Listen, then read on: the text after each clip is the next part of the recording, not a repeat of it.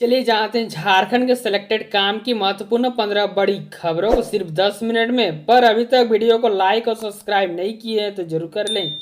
और वीडियो को कहाँ से देख रहे हैं कमेंट में जरूर लिखें। हेमंत सोरेन बीते कल किए मैया सम्मान योजना की दूसरी किस्त जारी।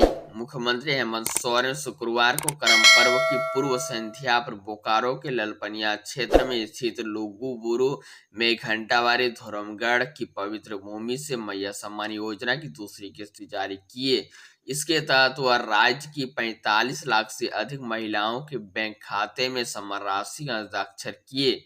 इससे पहले विभिन्न चरणों में पहली किस्त का हस्तांतरण मुख्यमंत्री द्वारा किए जा चुके थे।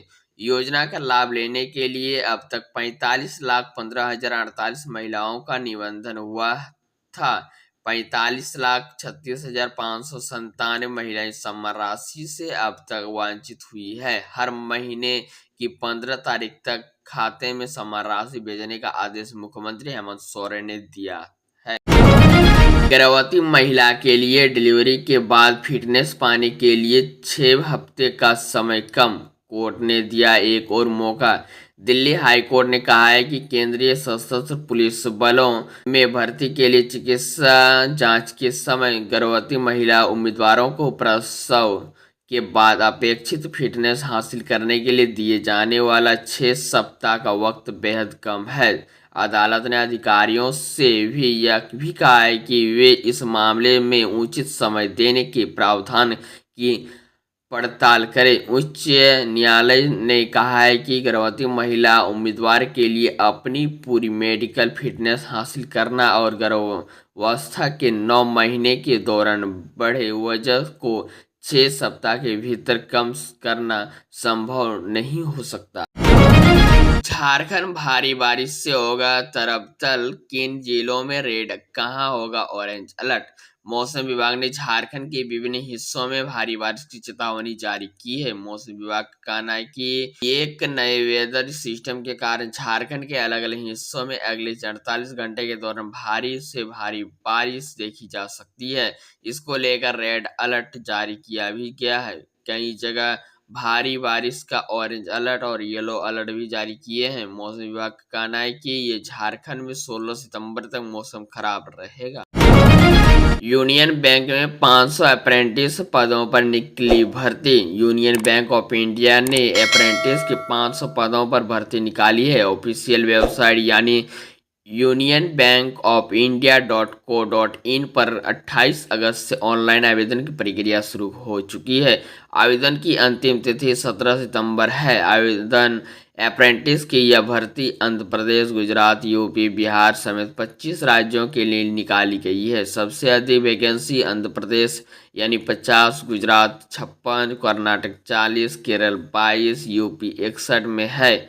यह अप्रेंटिसशिप 1 साल के लिए होगी। आवेदन के लिए सबसे पहले नेशनल अप्रेंटिसशिप पोर्टल यानी www.apprenticeshipindia.gov.in और नेटस पोर्टल netseducation.gov.in पर जाकर रजिस्ट्रेशन करना होगा। वाराणसी देवघर 16 से, गया हावड़ा वंदे भारत एक्सप्रेस 18 सितंबर से नियमित चलेगी। गया से हावड़ा और वाराणसी से देवघर के बीच वंदे भारत एक्सप्रेस ट्रेन का शुभारंभ 15 सितंबर को हो जाएगा। प्रधानमंत्री नरेंद्र मोदी रविवार को इन ट्रेनों को वर्चुअल तरीके से हरी झंडी दिखाकर रवाना करेंगे। हालांकि गया हावड़ा वंदे भारत ट्रेन का नियमित परिचालन 18 सितंबर से और वाराणसी देवघर का 16 सितंबर से शुरू होगा। वाराणसी और देवघर के बीच चलने वाली ट्रेन गया होकर गुजरेगी, जिससे बिहार के रेल यात्रियों को भी वाराणसी और देवघर आने जाने की सुविधा मिले। जमशेदपुर में वर्षों से जमे कूड़े और नालियों की हुई सफाई, स्टेशन के रीडेवलपमेंट को मिली गति। प्रधानमंत्री नरेंद्र मोदी के आगमन को लेकर टाटानगर रेलवे स्टेशन के बाहरी एरिया को पूरी तरह से खाली करा दिया गया। पीएम के मूवमेंट को लेकर जुगसलाई चौक से लेकर टाटानगर स्टेशन होते हुए लोगो चौक तक के एरिया को खाली करा दिया गया। टाटानगर रेलवे स्टेशन के सारे अतिक्रमण हटाए जा चुके हैं, जिसकी वजह से स्टेशन के पास जाम लगता था। मुख्य सड़क के दोनों ओर 1 दशक से जमे कचरे को साफ कर दिया गया। नाले की भी सफाई हो गई। नाले में हर दिन ब्लीचिंग पाउडर का छिड़काव हो रहा है। झारखंड प्रशासनिक सेवा के 9 अधिकारियों की ट्रांसफर पोस्टिंग। स्वास्थ्य विभाग के उप सचिव को बनाए गए अनंत कुमार। रांची झारखंड प्रशासनिक सेवा के 9 अधिकारियों की ट्रांसफर पोस्टिंग की गई। अनंत कुमार और स्वास्थ्य विभाग के उप सचिव बनाया गया है। जुल्फिकार अली नगर विकास विभाग के संयुक्त सचिव बनाए गए हैं।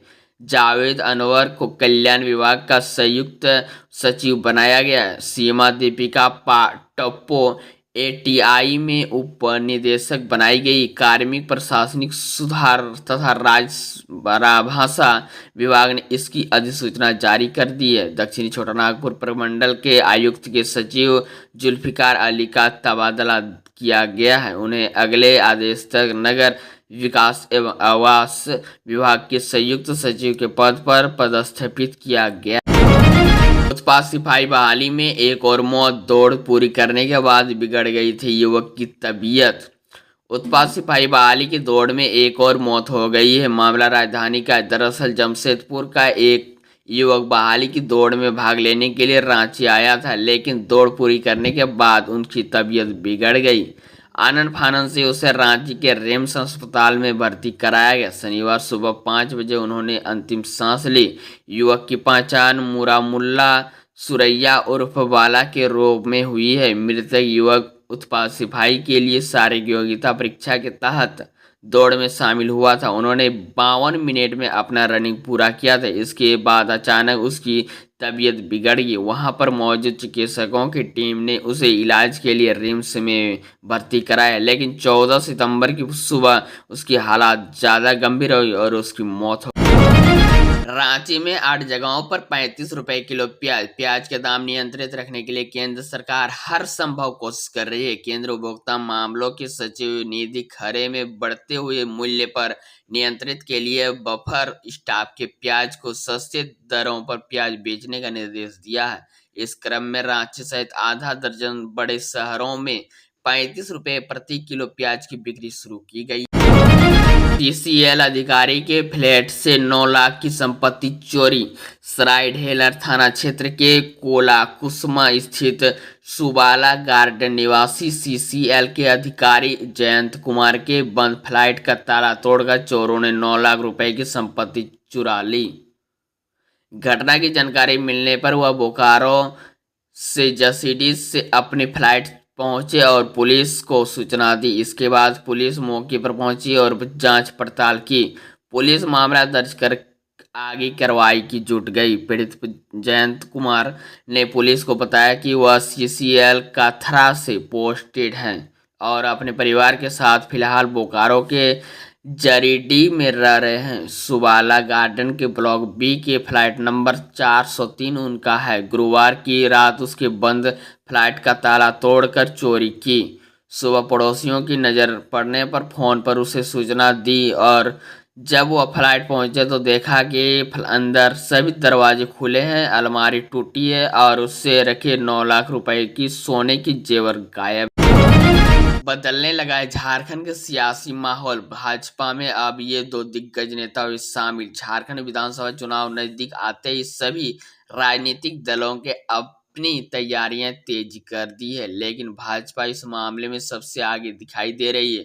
चंपई सोरेन को पार्टी में शामिल कराकर कोल्हान क्षेत्र को मजबूत करने के बाद भाजपा ने 2 अन्य नेताओं को पार्टी में शामिल कराया है। झारखंड भाजपा के प्रदेश अध्यक्ष बाबूलाल मरांडी और लक्ष्मीकांत वाजपेयी ने बरकट्टा से विधायक अमित यादव और भाजपा में शामिल कराया है। अमित यादव के साथ गांडे के पूर्व विधायक जयप्रकाश वर्मा भी भाजपा में शामिल हुए हैं। झारखंड चैम्बर के खिलाफ सार्वजनिक बयानबाजी करने पर होगी कार्रवाई।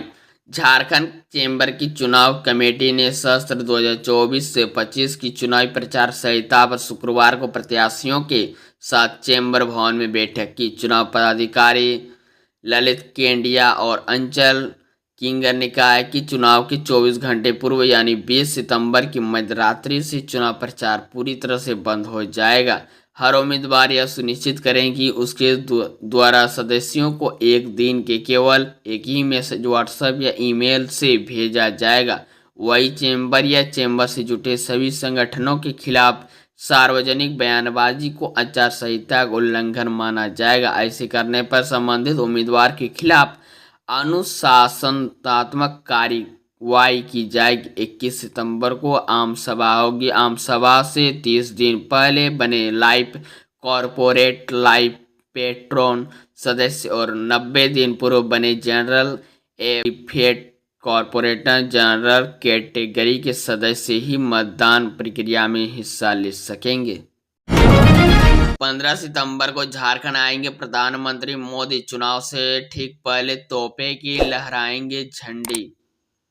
पीएम मोदी 15 से लेकर 17 सितंबर के बीच झारखंड, गुजरात और ओडिशा का दौरा करेंगे। इस दौरान वह कई विकास परियोजनाओं का उद्घाटन करेंगे और आधारशिला रखेंगे। पीएमओ से मिली जानकारी के अनुसार पीएम मोदी 15 सितंबर को झारखंड की यात्रा करेंगे।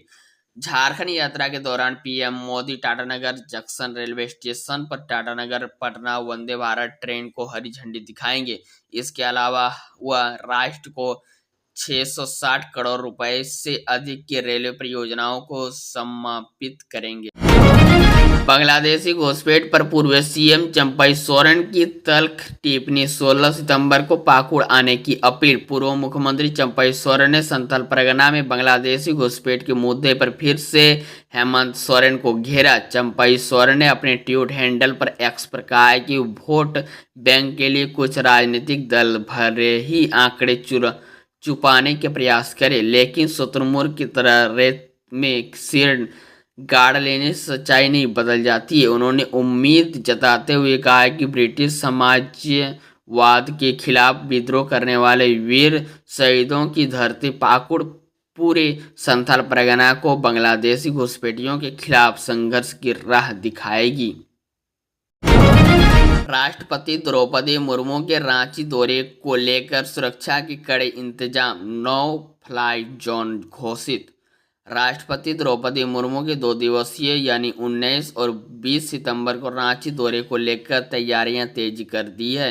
इस दौरान सुरक्षा के कड़े प्रबंधक रहेंगे। रांची में कार्यक्रम संबंधित क्षेत्र की 200 यूनिट परिधि को 9 फ्लाई जोन और 9 ड्रोन जोन घोषित किया गया है। इसी तरह झारखंड के रोजाना ताज़ा खबर पाने के लिए हमारे चैनल को जरूर सब्सक्राइब करें।